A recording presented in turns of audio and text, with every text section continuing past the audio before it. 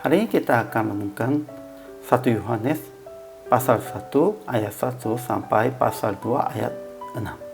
Dan sudah dibagi 3 paragraf. Paragraf yang pertama, pasal 1 ayat 1 sampai 4. Yohanes saksikan tentang yang telah dia dengar, yang telah lihat dengan matanya, yang telah laba dengan tangannya tentang firman hidup, supaya persekutuan dengan dia, dengan Bapa dan Yesus Kristus.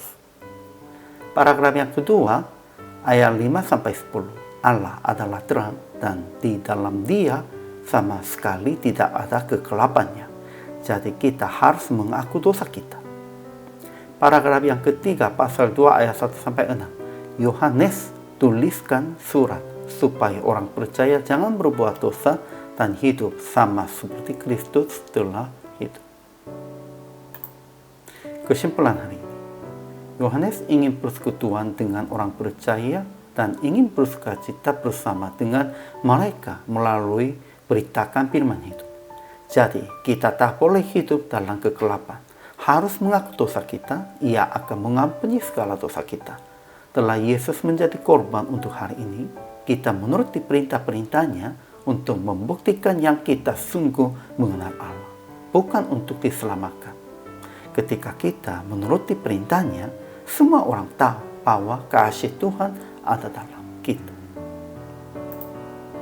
Ajaran tentang Allahnya. Pertama, Yesus adalah firman hidup yang telah ada sejak semulanya, dan Ia menjadi seorang pengantar pada Bapa yang adil. Ia adalah pendamaian untuk segala dosa kita dan untuk dosa seluruh dunia. Kedua, Allah adalah terang dan di dalam Dia sama sekali tidak ada kegelapan. Ajaran tentang manusianya. Pertama, Yohanes telah dengar, lihat, dan laba akan Yesus, firman hidup yang sejak semulanya.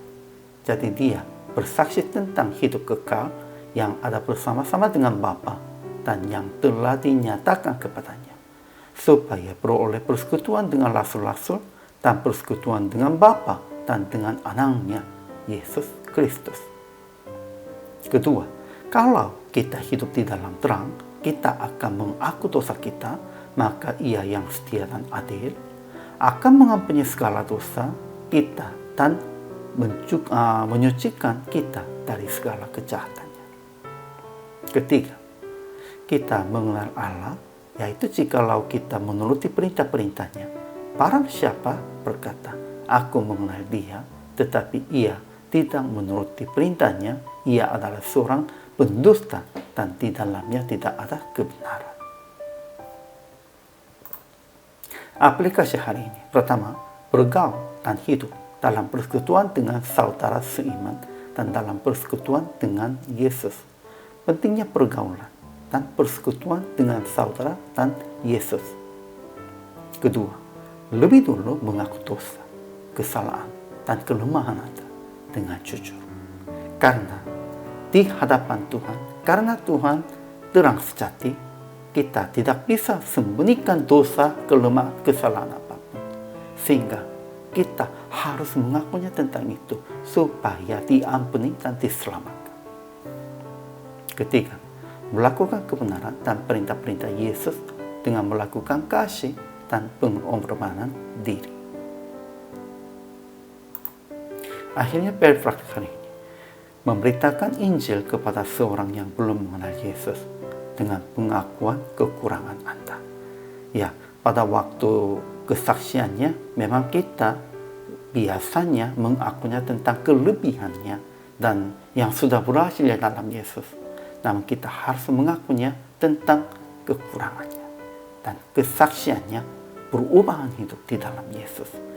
Saya begitu kurang, saya begitu lemah, saya begitu berdosa, tetapi dalam Tuhan saya sudah diampuni dan sudah berubahnya demikian itu.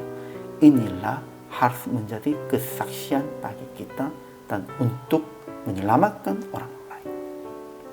Inilah tanggung jawab kita. Hari ini juga selama melayani, Tuhan Yesus memberkati.